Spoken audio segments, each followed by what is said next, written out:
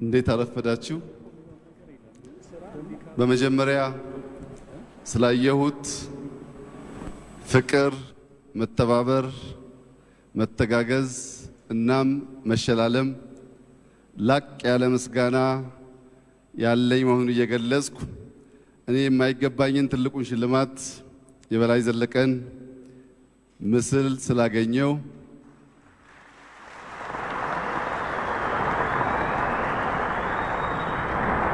እሱን ሽልማት ለማንም ለማካፈል ዝግጁ ስላልሆንኩ ይዤው የሚሄድ መሆኔን እየገለጽኩ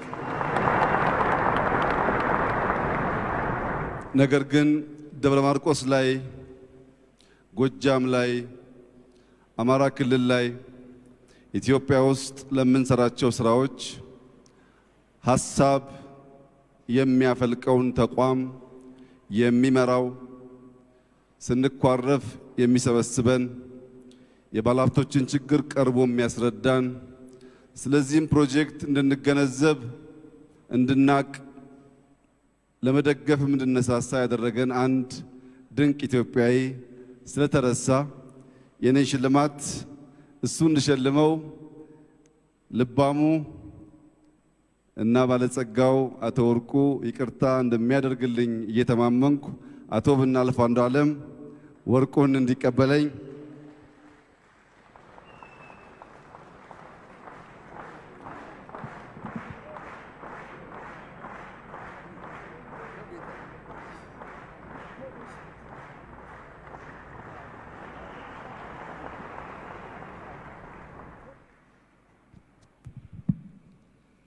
ክብርት ዓለምዬ ይማም የዚህ ልበ ብርሃን ባለጸጋ እናት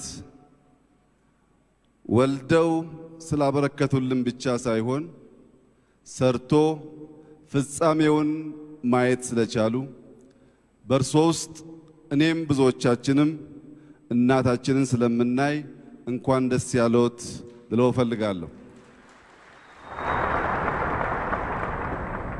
ብዙ ተናጋሪዎች ስለተናገሩ እዚህ ያላችሁ የተከበራችሁ ባለስልጣናት፣ የሃይማኖት አባቶች፣ የውጭ መንግስታት ተወካይ አምባሳደሮች ሁላችሁም ይህ ልባም ባለጸጋ መስራት ብቻ ሳይሆን ማካፈልን ዛሬ አስተምሯል።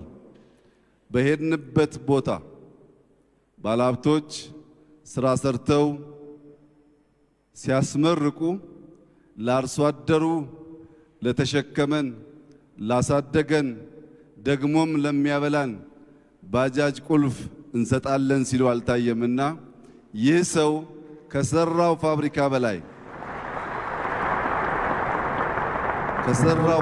በላይ ልብ የሚነካውና የሰውየው ማንነት የሚያሳየው ያለውን ከፍ አድርጎ ለማካፈል ያለው ዝግጁነት ስለሆነ በእነዚህ አርሶ አደሮች ስም በአባቶቻችን ባበሉንና ባቀኑን አርሶ አደሮች ስም እጅግ አድርጌ አቶ ወርቁን ላመሰግነው እወዳለሁ። ዛሬ ባየሁት ፋብሪካ ውስጥ የልብን ትልቅነት የራዕይን ትልቅነት ለማየት ችያለሁ። ፋብሪካው በራሱ ግዙፍ ነው። ከዚያም በላይ ደግሞ እጅግ ጥራት ያለውና የዓለም አቀፍ ደረጃን ጠብቆ የተሰራ ነው። ይህንን ሁሉ ነገር ያለመው ያሰበው እና የጀመረው አቶ ወርቁ አይተነው የ6ኛ ክፍል ተማሪ ነው።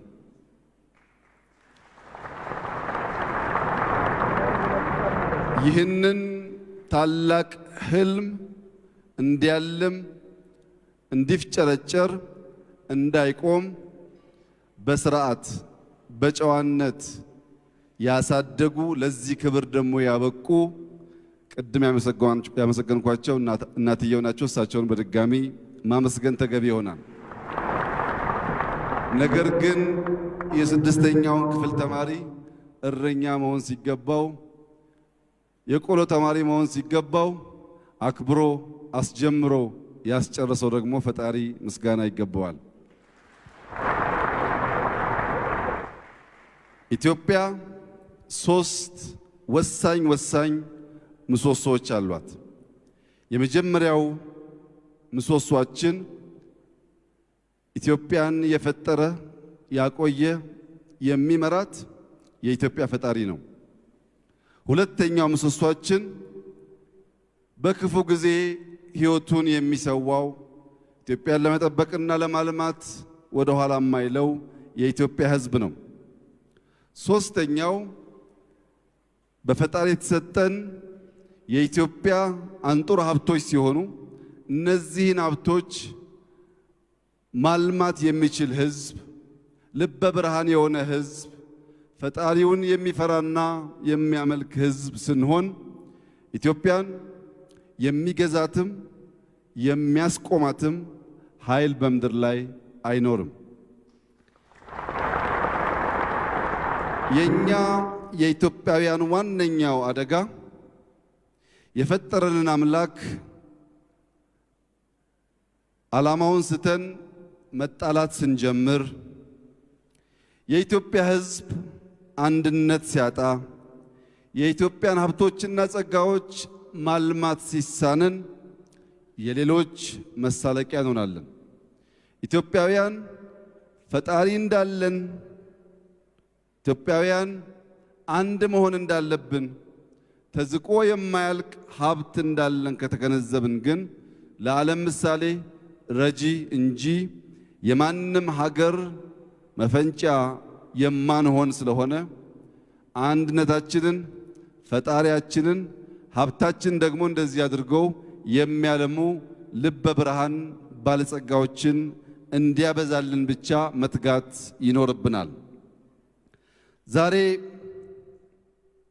የኢትዮጵያን አምላክ ያመኑ ኢትዮጵያዊ፣ የኢትዮጵያን አንድነት በጽኑ የሚያምኑ ኢትዮጵያዊ፣ ኢትዮጵያም ባለጸጋ እንደሆነች እነዚህን ጸጋዎች ማውጣት እንደሚቻል ከዓለም ጋርም ተወዳዳሪ ማድረግ እንደሚቻል ያመኑ አንድ ልበ ብርሃን ባለጸጋ እዚህ አሰባስበውናል። ከዚህ 105 ኪሎ ሜትር ርቀት ላይ በቡሬ ከተማ አንድ ልበ ብርሃን ባለጸጋ ከጥቂት ወራት በፊት አሰባስበውን ነበር። ጎጃም በበላይ ዘለቀ ብቻ ሳይሆን በዘለቀ ላቀው ትታወቅ ነበር። ዘለቀ ላቀው አርበኛ ነበሩ። ዘለቀ ላቀው አርበኛውን በላይ ዘለቀ ፈጠሩ። ሁለት ልበ ብርሃኖች በሁለት ወር አይተናል።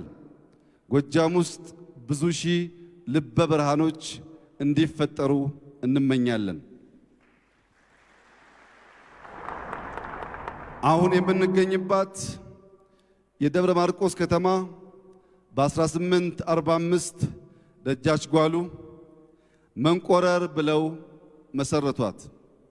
የዛሬ 168 ዓመት ገደማ የተመሰረተችው መንቆረር በኋላ በንጉሥ ተክለ ሃይማኖት ደብረ ማርቆስ የሚል ስም አግኝታ ልበ ብርሃኖችን ፈጥራ አምርታ ለኢትዮጵያ በመከራ ቀን መስዋዕትነት የሚከፍሉ ጀግኖች፣ በሌላው ጊዜ ደግሞ አልምተው ከደህንነት ከችግር ከእርዛት የሚያወጡትን ሰዎች የፈጠረች የጎጃም እምብርት በሆነች ከተማ ስለተገናኘን እቺ ከተማ ደግሞ ስንፍናን አብዝታ የምትጠላ፣ ፈሪን አብዝታ የምትጠላ፣ ጀግናን የምትወድ፣ ጎበዝ ሰራተኞችንም የምታበረታታ፣ በግጥሟም ሃሎ ደብረ ማርቆስ ማዞሪያው ደጀን ነው፣ ከሰነፍ በስተቀር ያንቺ ጠላት ማን ነው የምትል ከተማ በመሆኗ ስንፍናን በማይወዱ ተግተው በሚሰሩ ሀገራቸውን በሚወዱ ፈጣሪን በሚፈሩ ሰዎች ተከባ ዛሬም እንደ ትናንቱ ለኢትዮጵያ ፈርጥና ኩራት እንደምትሆን በብልጽግና ዘመን በልጽጋ ለኢትዮጵያውያን ሁሉ የብልጽግና ምልክት እንደምትሆን ያለኝን እምነት በድጋሚ ላረጋግጥላችሁ ፈልጋለሁ። እዚህ ላላችሁ ሰዎችና ለተቀረውም የኢትዮጵያ ሕዝብ ሁሉ ማስተላለፍ የሚሻው መልእክት ወቅቱ የሚጠይቀውን ጀግንነት እንላበስ። ድሮ የበላይ ዘለቀ አባት አርበኛው ዘለቀ ላቀው እንዲሁም ራሱ ደጃች በላይ ዘለቀ አገር በችግር በወረራ በሆነችበት ጊዜ በአርበኝነት ተጋድለዋል። ወራሪ በሌለበት ጊዜም ከአንበሳ ጋር ታግለው አንበሳን በማሸነፍ የጀግንነት ምልክትና የጀግንነት ምሳሌ ሆነው ተጠርተዋል። አሁን ግን አንበሳ መግደል ሳይሆን ኑሮን ማሸነፍ ነው ጀግና የሚያሰኘው። ድሮ ብዙ ሰራዊት አስከትሎ ጫካ መግባት መሸፈት ጀግንነት ነበር። ዛሬ ግን እንደ ልባሙ ባለጸጋ ወርቁ አይተነው ብዙ ሰራተኞችን ቀጥሮ ስራ ማስፋፋት ነው ጀግንነት። አባቶቻችን በደንብ አጥንታቸው ታሪክ አውርሰውናል። እኛ ብልጽግናን ለልጆቻችን በማውረስ የሚያኮራ ታሪክ ብቻ ሳይሆን ስንዴ የማይለምን ትውልድ፣ የማይፈራ ትውልድ፣ ያሰበውን ለመተግበር ሌሎች ሚሉኛል ብሎ የማይጨነቅ ትውልድ እንድንፈጥር ሁላችንም እንደ ልባሞቹ ወርቁ አይተነው፣ በላይነህ ክንዴ እንዲሁም ሌሎች የጎጃም የአማራ ክልል ባለሀብቶች በትብብር መንፈስ መስራት ብቻ ሳይሆን እንደነ ትልቅ ሰው እንደነ አበባው ወንድምን ደግሞ በመሸለም ማበረታታትም አስፈላጊ ነገር በመሆኑ ፍቅራችሁን እንዲያቆይላችሁ፣ ትብብራችሁን እንዲያዘልቅላችሁ፣ ይህ ትብብር መንፈስ ግን በጎጃም ታጥሮ እንዳይቀር ሶማሌ ላይ፣ ጅቡቲ ላይ፣ ኬንያ ላይ፣ ሱዳን ላይ እየሄዳችሁ የምትሸልሙ ባለጸጋዎች እንድትሆኑ አደራ ልላችሁ ፈልጋለሁ። ኢትዮጵያ ለጎረቤት ሀገሮች የሚሸልሙ የሚያበለጽጉ ባለሀብቶች መፍጠር ትችላለች። ነገር ግን ኢትዮጵያውያን በአንድ ጉዳይ ልንነቃና ልንስማማ ይገባናል፣ ያስፈልጋልም። በቅርቡ አንድ ዴቪድ የተባለ ሰው ያደረገውን ሙከራ አይቼ ይህንን ሙከራ በዚህ ቦታ መግለጽ ለጎጃም ጀግኖች እና ልባም ባለጸጋዎች ብዙዎችን ለማስተማር ስለሚያግዝ እንደ ጥሩ ምሳሌ ወስጄዋለሁና የዚህን ሰው ሙከራ ባካፍላችሁ ምናልባት ኢትዮጵያ ውስጥ ያለውን ችግር ለመገንዘብ ይረዳል ብዬ አስባለሁ። የዚህ ሰው ሙከራ የሚያሳየው በአንድ ጠርሙስ ጃር ውስጥ በርከት ያሉ ጥቋቁር ጉንዳኖችና ቀያይ ጉንዳኖች ያስገባል።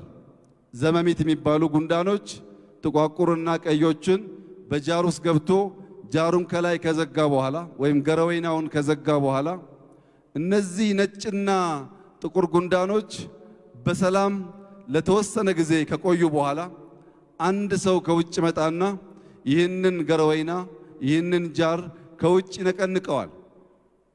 ከውጭ ሲነቀንቀው ጥቁሮቹ ጠላት መጣብን ብለው ቀዮቹን ጉንዳኖች፣ ቀዮቹም ጠላት መጣብን ብለው ጥቁሮቹን ጉንዳኖች በውስጥ መዋጋት ይጀምራሉ።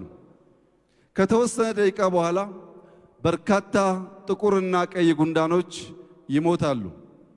እነዚህ ጥቁርና ቀይ ጉንዳኖች ሁለቱም ጉንዳኖች ናቸው። የሚለያየው ከዘራቸው ብቻ ነው። ምንም ሳይጋጩ ቆይተው አንድ ማንነቱን የማያውቁት ሰው ከውጭ መጥቶ ገረወይናውን ወይም ጃሩን ሲነቀንቅ ጠላት መጣብን ብለው እርስ በርስ ተበላሉ። ዛሬ ኢትዮጵያ ውስጥ ያሉ ብሔሮች ቋንቋቸው ቢለያይ፣ ታሪካቸው የተለያየ ቢመስል ኢትዮጵያ በምትሰኝ ጃር ውስጥ አብረን እስካለን ድረስ አንዳችን ለሌላችን መከታ፣ አንዳችን ለሌላችን ጋሻ እንጂ አንዳችን ለሌላችን ጠላት መሆን አንችልም።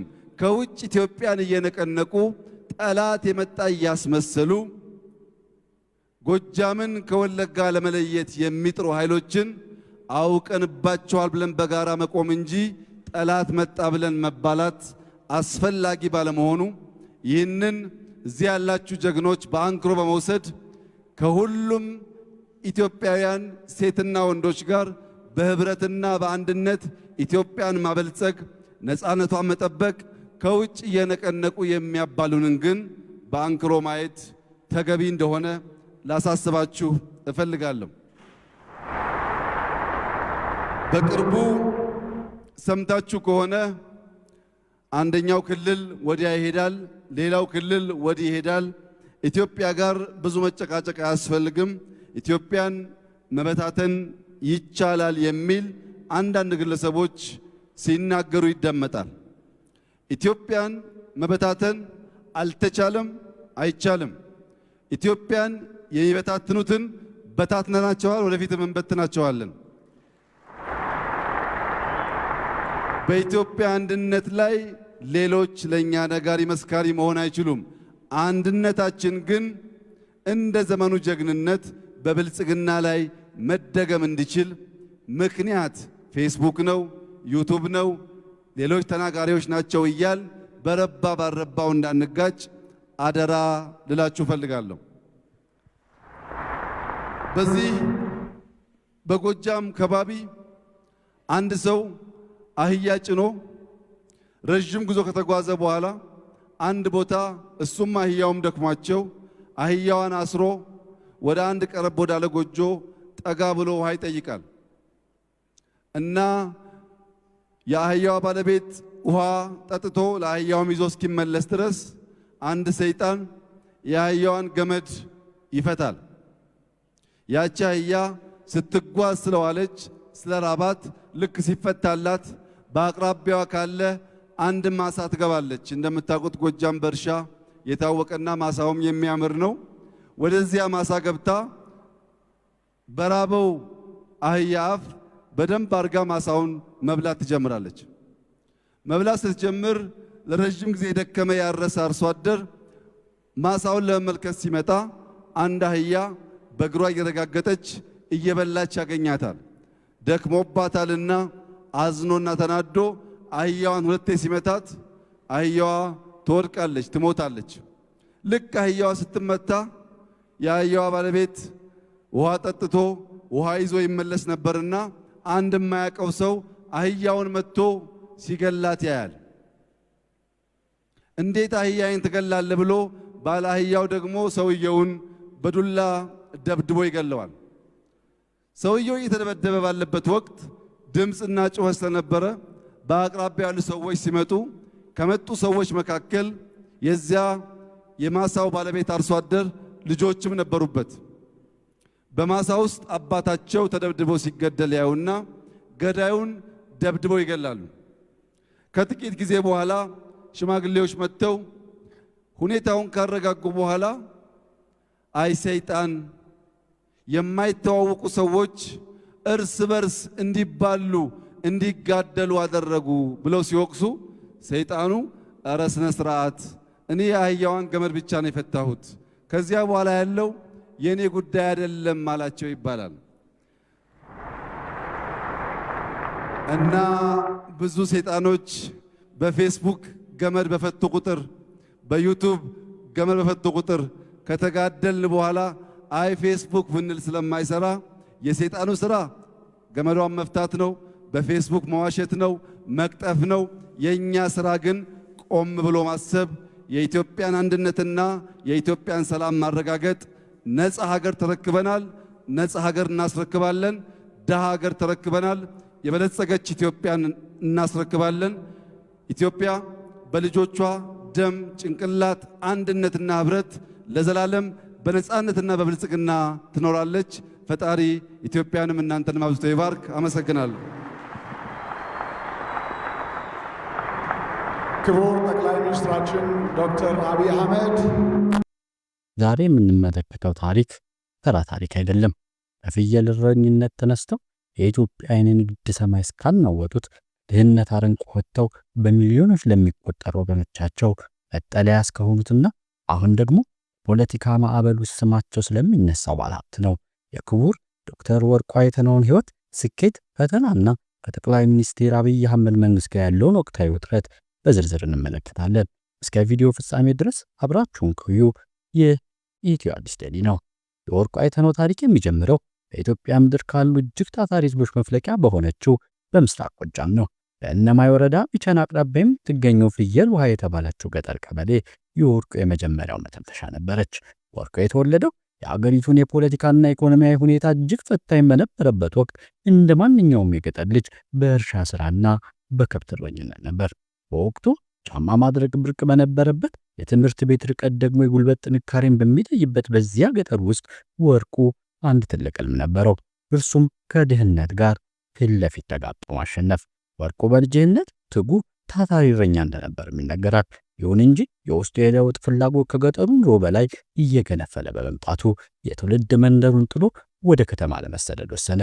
ይህ ውሳኔ የዛሬውን ቢሊዮነር ወርቁን ለመፍጠር የመጀመሪያውና ወሳኝ እርምጃው ነበር። ወደ ከተማ የመጣው ወርቁ ህይወት አልጋ ባልጋ አልሆነችለትም። ለወራት አልፎም ተርፎ ለዓመታት የጉልበት ስራዎችን በመስራት ነው ራሱን ያስተዳደረው። በደብረ ማርቆስና በተለያዩ ከተሞች ውስጥ ድንጋይ ፈልጧል። በቀን ሰራተኝነት በፀሐይ ተቃጥሏል። እንዲሁም በመኪና ረዳትነት ሆኖ ተንከራቷል። እነዚህ ፈተና ጊዜያት ግን የወርቁን ተስፋ አስቆርጡትም። ይልቁንስ የገንዘብን ዋጋ፣ የድካምን ውጤትና የሰው ልጅ ችግር በቅርበት እንዲረዳ አድርገውታል። ወርቁ ወደ ንግዱ ዓለም የገባው እጅግ በጣም በትንሽ ካፒታል ነበር። መጀመሪያ ላይ ጥራጥሬዎችን ከአርሶ አደሩ እየገዛ ወደ ከተማ በማምጣት መሸጥ ጀመረ። በሂደትም ወደ ነዳጅ ንግድ በመግባት የራሱን የነዳጅ ማደያዎች መክፈት ጀመረ። ይህ ነዳጅ ንግድ የወርቁን የሀብት ምንጭ በከፍተኛ ሁኔታ የቀየረው ሲሆን ወርቁ አይተነው የሚለው ስም በሀገሪቱ የንግድ መድረክ ላይ ጉልህ ሆኖ እንዲታይ ያደረገ። ወርቁ አይተነው ከንግድ ባለፈ ወደ ማምረት ዘርፍ ለመግባት የነበረውን ራዕይ በደብረ ማርቆስ ከተማ ባቋቋሙ ግዙፍ የዘይት ፋብሪካውን ሆኗል። ይህ ፋብሪካ በኢትዮጵያ ያለውን የዘይት እጥረት ለመቅረፍና ለብዙ ሺህ ወጣቶች የሥራ ዕድል ለመፍጠር ትልቅ ሚና ተጫውቷል። ከዚህም በተጨማሪ በማዕድን ዘርፍ በተለያየ በወርቅ ቁፋሮ ላይ በመሰማራት በቢሊዮን የሚቆጠር ሀብት ማፍራት ችሏል። ሆኖም ግን ወርቁ በመላው ኢትዮጵያ ዘንድ ተወዳጅ ያደረገው ሀብቱ ሳይሆን የልግስናው መጠን ነው። ለድሃ ካልሰጠው እንቅልፍ አይወስደኝም እንደሚለው ወርቁ አዲስ አበባና በክልል ከተሞች ለተቸገሩ አረጋውያን በመቶዎች ለሚቆጠሩ ቤቶች ገንብቶ አስረክቧል። በጦርነት ምክንያት የተፈናቀሉ ዜጎች ለመርዳት በሚሊዮኖች የሚቆጠር ገንዘብ እና የምግብ ቁሳቁስ በሄሊኮፕተር ሳይቀር እያመላለሰ የረዳ ብቸኛው የግል ባለሀብት ነበር። የበጎ ተግባሩ ከተለያዩ ዩኒቨርሲቲዎች የክብር ዶክትሬት ማዕረግ እንዲያገኝ አስችሎታል። ከለውጡ መንግስት መምጣት በኋላ ከጠቅላይ ሚኒስትር አብይ አህመድ ጋር እጅግ የቀረበ ግንኙነት ነበረው። መንግስት ለሚያደርጋቸው የልማት ስራዎች ለገበታ ለሀገር ፕሮጀክትና ለሰራዊቱ ግንባታ ከፍተኛ የገንዘብ ድጋፍ ሲያደርግ ቆይቷል። ይሁን እንጂ ይህ ወዳጅነት የቆየው ለጥቂት ጊዜያት ብቻ ነበር። በተለይም አማራ ክልል ውስጥ ያለው የፖለቲካ ውጥረት እየቀለለ ሲመጣ በመንግስትና በወርቁ መካከል ያለው ግንኙነትም እየሻከረ ሄደ። መንግስት ወርቁ አይተነውን የፋኖ እንቅስቃሴን በገንዘብ ደግፋል በሚል ጥርጣሬ ውስጥ አስገብቶታል። ይህ ጥርጣሬ ወደ ተግባር ተቀይሮ ባለሀብቱ በኢትዮጵያ ውስጥ ያሉ የባንክ ሂሳቦች ሙሉ በሙሉ ታግደዋል። በተጨማሪም በደብረ ማርቆስ የሚገኙ የዘይት ፋብሪካውና ሌሎች የንግድ ተቋማቱ ላይ ከፍተኛ የመንግስት ጫናና ክትትል እንዲደረግባቸው ሆኗል። ወርቁ በበኩሉ ይህ እርምጃ ፖለቲካዊ ጥቃት ሲል ይጠራዋል። እኔ የሀገሬን ህዝብ ስረዳ እንጂ ፖለቲካ ውስጥ ገብቼ አላውቅም፣ ሀብቴን የሚያፈራሁት በራሴ ጥረት ነው በማለት ይከራከራል። አሁን ወቅት ወርቁ ከሀገር ውጭ እንደሚገኝ የሚታወቅ ሲሆን በመገናኛ ብዙሃን በኩል መንግስት ላይ ጠንከር ያሉ ትችቶችን ይሰነዝራል። በተለይም የመንግስት ባለስልጣናት ሀብቴን ሊቀሙኝ ይፈልጋሉ በማለት በግልጽ መናገሩ በመካከላቸው ያለውን ቅራኔ የማይታረቅ ደረጃ ላይ ማድረሱ ያሳያል። ዛሬ ላይ ወርቁ አይተነው በሁለት ዓለም መካከል ይገኛል። በአንድ በኩል በሚሊዮኖች የሚቆጠሩ ኢትዮጵያውያን የድሃ አባት በሚሉትና የሚወዱትና በጉጉት የሚጠብቁት ባለሀብት ሲሆን፣ በሌላ በኩል ደግሞ መንግስት ዘንድ እንደ ስጋት ተቆጥሮ ንብረቶች የታገዱበት ሰው ነው። ይህ ከዜሮ የተነሳው ባለሀብት ታሪክ ለብዙዎቹ አነቃቂ ነው። ነገር ግን ወቅታዊ የኢትዮጵያ ፖለቲካ ማዕበል ይህንን ግዙፍ ባለሀብት ነጋዴ ወዴት ይወስደዋል? የታገዱት ሂሳቦችስ ይለቀቁለታል ወይንስ ንብረቶቹ ሙሉ በሙሉ ይወርሳሉ? የሚሉ ጥያቄዎች የብዙዎቹ አጀንዳ ነው። ወርቁ ግን አሁንም ቢሆን እውነትና ህዝቤ ከኔ ጋር ነው በሚል ጽናት ጉዞውን ቀጥሏል። የወርቁ አይተነው የህይወት ታሪክ በድል በላም በልግስናና አሁን ደግሞ በከባድ የፖለቲካዊ ፈተና የተሞላ ድንቅ ታሪክ ነው። የወርቁ አይተነው ታሪክ ገና አላለቀም። ከአፈር ተነስቶ ሰማይ የደረሰው ሰው አሁን የገጠመውን የፖለቲካና የኢኮኖሚ ማዕበል እንዴት ይወጣ ሊሆን? ንብረቶቹና የታገዱ የባንክ ሂሳቦች ውስጥ ዕጣ ፈንታቸው ምን ይሆን? እናንተስ በዚህ ጉዳይ ላይ ምን ትላላችሁ? ሐሳብና አስተያየቶቻችሁን ከስር በኮሜንት መስጫው ላይ አስፍሩልን። ለቻናሎቻችን አዲስ የሆናችሁ ደግሞ እንዲህ ያሉ ወቅታዊና ጥልቅ ዘገባዎች እንዲደርሳችሁ ሰብስክራይብ ማድረጋችሁን እንዳትረሱ። ስለተከታተላችሁን እናመሰግናለን። በሚቀጥለው ቪዲዮ እስክንገናኝ ቸር ያቆየን።